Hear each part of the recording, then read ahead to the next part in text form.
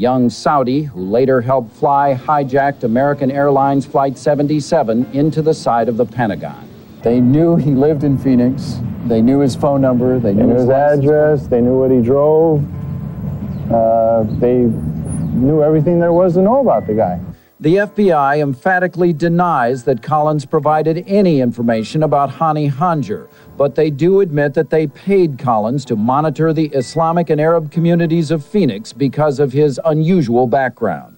Once in Phoenix in 1996, the FBI asked Collins to focus on a group of young Arab men, many of whom were taking flying lessons. Hani Hanjour was part of the group. They drank alcohol, they messed around with girls and stuff like that.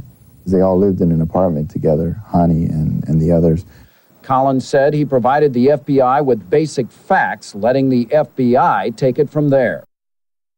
Two of the hijackers even lived with an FBI informant in San Diego and were visited by Hani Hanjour and Mohammed Atta.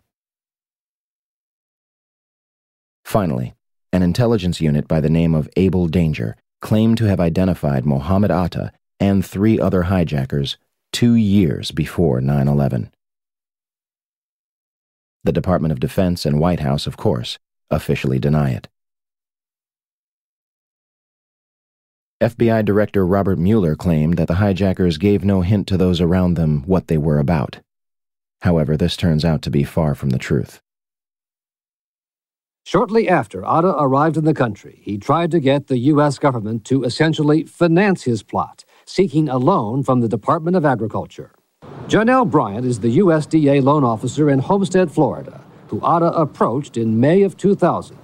Bryant says it was this television commercial about how to borrow money from the government that led Atta to the USDA office, seeking $650,000 for what he described as crop dusting. He wanted to finance a twin-engine, 6-passenger aircraft and remove the seats. And he said he was an engineer, and he wanted to build a chemical tank that would fit inside the aircraft. Bryant turned Atta down, but she spent more than an hour with him, talking, she says, of bin Laden, Al-Qaeda, and targets. She says Atta became fixated with the aerial photo of Washington on her office wall. He pulled out a wad of cash about that big around and started throwing money on my desk. He wanted that picture really bad. He asked about the Pentagon and the White House and pointed them out. He asked about the Pentagon? Yes, sir, he did. In fact, he picked out where the Pentagon was.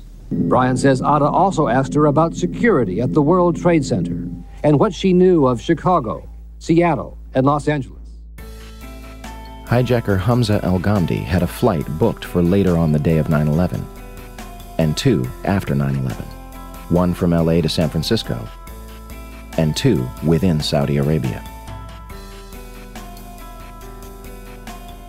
The complexities of the alleged hijackers are far and wide. We can only begin to scratch the surface here.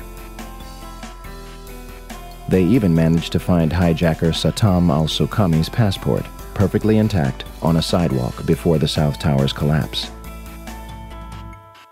Is it possible that the hijackers were merely patsies in a scheme much larger than themselves or Osama bin Laden? Be careful where we stay on a loop, because these are being recorded and these tapes will be handed over.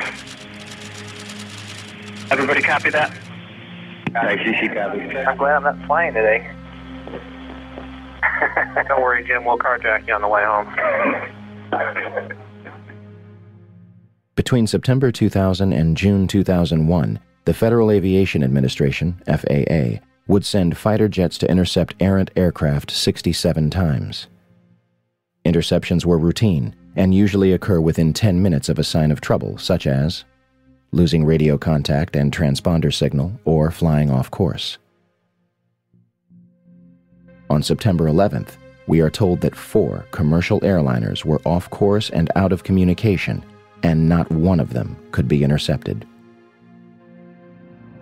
Never did in anybody's thought process about how to protect America did we ever think that the evildoers would fly not 1, but 4 commercial aircraft into precious U.S. targets. Never. Steve, I don't think anybody could have predicted that these people would take an airplane and slam it into the World Trade Center, take another one and slam it into the Pentagon.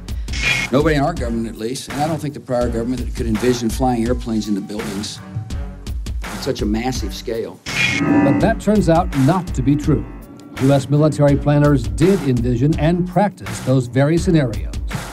As reported by USA Today, North American Aerospace Defense Command, NORAD, conducted exercises with fighter jets, simulating hijacked planes flown into the World Trade Center in the 2 years before the attacks. Pentagon planners also envisioned the attack on the Pentagon 5 months before it happened. According to this April 2001 Pentagon email, Air Force officials wanted a war game, having a terrorist group hijack a commercial airline and fly it into the Pentagon. The idea was to check response times to launch fighter jets. But according to the Pentagon email, the plan was ultimately rejected by senior Pentagon officials as too unrealistic. Still to come are big questions about NORAD's response on the day of the attack. Why, despite all the exercises and the planning, Peter, jet fighters were not in place anywhere near New York or Washington. Quite an amazing story. Many thanks, Brian. Brian Ross. One of the drills executed prior to September 11th was called Amalgam Virgo. It was conducted in the beginning of June 2001 and simulated a series of successful terrorist attacks. Its purpose was to focus on unconventional threats like the hijacking of a commercial airliner, which would be crashed into the capital. One part of the exercise involved a Haitian AIDS victim who makes a deal with the Colombian drug cartel to crash a private jet into Tyndall Air Force Base in Florida in order to secure funding for AIDS patients. They even wrote up a suicide note for him. NORAD would deliver scripted messages from the FBI to controllers participating in the war games. And guess who was on the proposal's cover? Osama bin Laden. The second part of the exercise, which was planned before 9/11 but not executed until 2002, involved 2 Delta planes with actual pilots on the flight deck. FBI agents hijacked the planes and diverted them to secure locations. The FBI claims it has no records regarding this exercise. In fact, multiple war games were underway on 9/11 itself. But before we cover those, on the morning of September 11th, President Bush was in Florida to promote an education policy.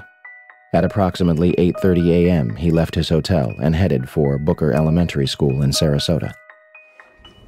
Before entering the building, he was aware a plane had struck one of the Twin Towers.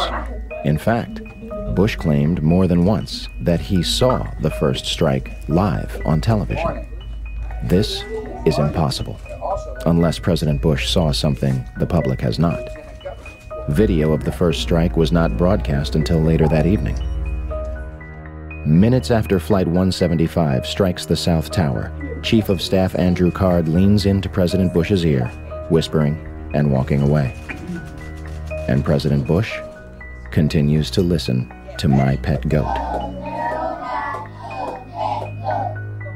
Despite the fact that both Twin Towers had been hit and another plane was in the air and suspected to be hijacked, he remained at the school for a half hour, addressing the nation at 9:30 a.m. How could the Secret Service allow this? President Bush's itinerary had been public knowledge since September 7th. The only way Booker Elementary could not be considered a target was if the Secret Service knew for a fact that it wasn't. With that being said, September 11th was day 2 of Vigilant Guardian, an exercise staged by the Joint Chiefs of Staff and NORAD, which simulated hijacked planes in the northeastern United States. It did so by placing inputs onto the screens of military controllers at the Northeast Air Defense Sector in Rome, New York, known as NEADS. As the attacks unfolded, controllers at NEADS thought that what they were watching was all part of an exercise. Okay, guys, listen up.